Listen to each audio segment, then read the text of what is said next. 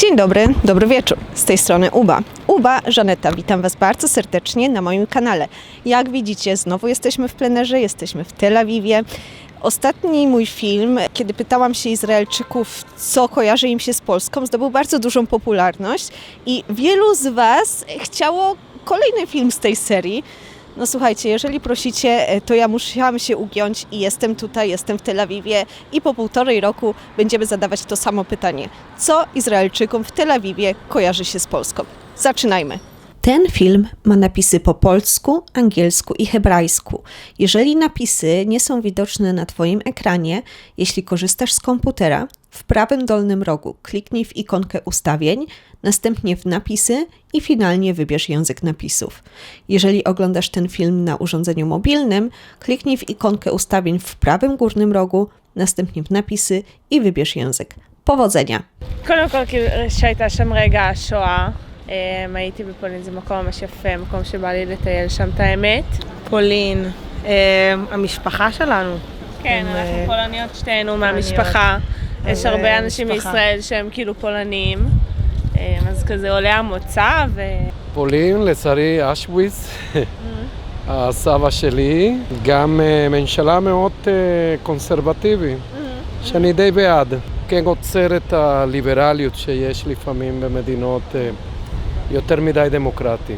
You know these bags hanging around the shoulder? Yes!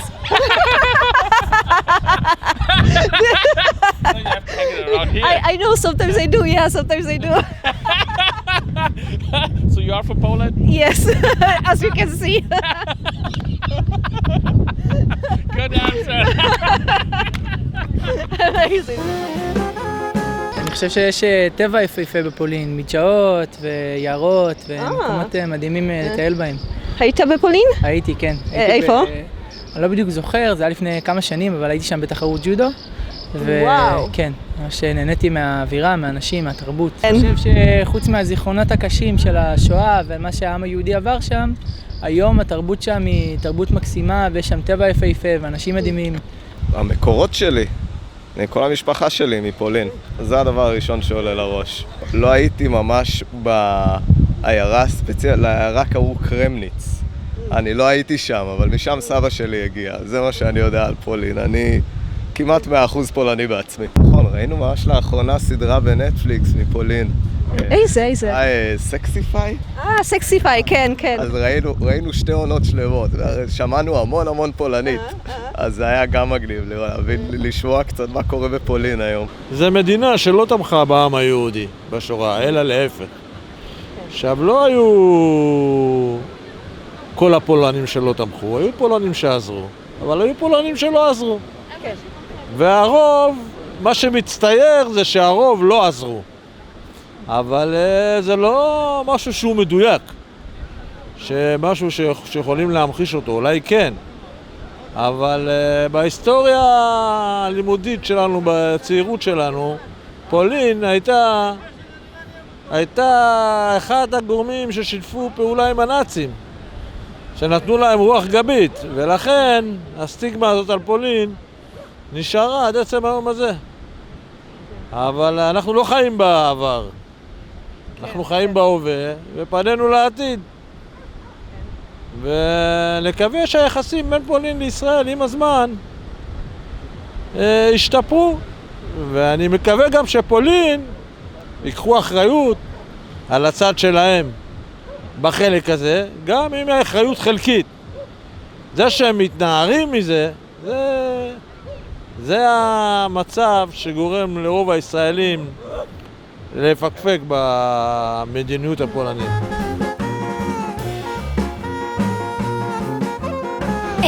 האירוויזיון, שהם לא ניצחו. וואו, טוב, הרבה. כאילו, יש את המסע פולין, שחברות שלי היו בי"א, ויש את המטפלת הראשונה שלי, שהיא פולניה, שבאה מפולין וגידלה אותי עד גיל 10 בערך. ויש את אבא שלי, שההורים שלו נולדו בפולין. אז פולין זה באמת, זה כאילו מורשת. Oh, I like Poland because we live very close to Poland in Germany. Ah, yeah? We're very often in Szczecin or Stettin, and we have friends over there. That's nice. Yeah, what do you like there the most?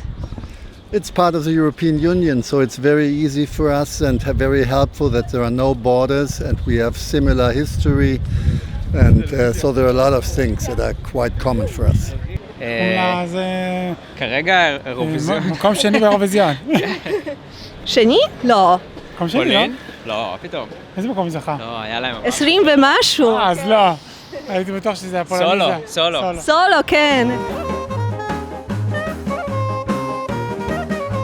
פולין בשבילי אישית מאוד מסקרן, כי אני עוד לא הייתי, למרות שבשדה תעופה הייתה לי קונקשן. ויש כוונה לבקר. אני גם יודע דבר אחד, היום הרבה אנשים שאוהבים ללכת לאוקראינה, לאומן, הדתיים, ברסלב, קשה להם להגיע לקייב בגלל המצב, לכן הם הולכים דרך רומניה, דרך פולניה, מנסים להיכנס לשם. ואני רוצה להגיד לך שאם את פולניה, את חמודה מאוד. תודה רבה, וגם אתם חמודים מאוד. טוב, אז אני שמח שהבחורה כזאת יפה נמצאת בישראל. אני חצי פולני, כן? גם סבא וגם סבתא מפולין. אתה יודע, הדבר הראשון שאני חושב על פולין זה לסבא שלי היה 8 אחים ולסבתא שלי 7 אחים. כולם נספו בשואה. לסבא נשאר אח אחד ולסבתא אחות אחת. אז זה כאילו מאוד מורכב מן הסתם, ואנחנו בתור ישראלים, כשאנחנו מכירים את פולין, זה בהקשר של אושוויץ ומחנות השמדה ושואה, אבל ברור שעברו הרבה מאוד שנים, ופולין ארץ יפה ואחלה אנשים, אנחנו אוהבים את הפולנים, ואני יודע שפולין עכשיו גם נלחמת על ההיסטוריה, כן? כאילו על איך יזכרו את הפולנים. אני יודע שזה מאוד חשוב לפולנים, ואני עם הפולנים בצד הזה, שתדעי. כי אני באמת כאילו חושב שזה היה נאצים הכל מן הסתם. נכון, היו פולנים ששיתפו פעולה עם הנאצים, צריך גם לזכור את זה, אבל אי אפשר שזה יכתים את פולין, כי בסוף זה היה גרמניה הנאצית. כן. אז בתור מישהו שחצי מהמשפחה שלו נספתה בשואה בפולין, אומר וואלה, זה באשמת הנאצים, לא פולנים. כן. זה כאילו, גם אם סבתא שלי עכשיו הייתה בחיים, אני חושב שהיא הייתה מסכימה איתי. כן, היא גם הייתה אומרת שהיו פולנים שעזרו לה, וזה הזיכרונות שלה. אז היו כאלה ששיתפו פעולה עם הנאצים לצערנו, והיו הרבה פולנים שעזרו ליהודים. זה קרוב לנו. She's a beautiful country and I really like Poland. Everyone there is sometimes nice and it is like speaking Russian. No, it's similar to Russian. Yeah. Yeah, we can understand each other a bit, yeah? Yeah. פולני, תראי, יש שיר לזוהר ארגוב שאמר על מרוקאי בפולני. וואלה, פולני נשמע משהו טוב, משהו אירופאי כזה. פולין, וואלה, עולה לראש אירופה יותר, לא? והייתם בפולין? אני אף פעם לא. אז אתם מוזמנים. מה עולה לי? שכל פעם שרואים אותם אומרים פולין. סיפורי אגדות, יער, זאבים, בהמות זה להקה נהדרת. נרגל היה עכשיו, שבוע שעבר. כן, היינו. הייתם. וגם את? לא, אני עבדתי, לא יכולתי לבוא, אבל 3 הילדים שלי היו. שואה, ריח לא טוב, משטר לא דמוקרטי, קור. עופר, יש לך משהו להוסיף? כמובן, יהדות פולין, שהיא יהדות מאוד גדולה ומשמעותית בארץ ישראל. כן, כן. גם באירופה, ומה שנשאר באו לישראל. פולין, מחנות, שואה. יהיו לפולין. כן. רומן לבנדובסקי, beta. Jak widzicie, dzisiaj również dostaliśmy bardzo różne odpowiedzi. Opinie były zróżnicowane, ale jest też dużo ludzi, którzy są zachwyceni Polską, którzy też rozumieją kontekst historyczny, więc to jest chyba ważne do tego, żeby budować pomiędzy nami most. Mam nadzieję, że ten film Wam się spodobał. Koniecznie zostawcie łapkę w górę, subskrybujcie mój kanał klikając w dzwoneczek, dzięki temu będziecie dostawać powiadomienia o każdym nowym filmie, który się tutaj pojawi. Możecie też zostawić mi napiwek. Na dole jest przycisk podziękuj, możecie tam wpłacić dowolną kwotę, za wszystkie napiwki serdecznie dziękuję. Zapraszam Was też na moje social media, jestem głównie na Instagramie, linki też będą w opisie na dole. Dziękuję bardzo za wysłuchanie i do zobaczenia w kolejnym filmie. Pa!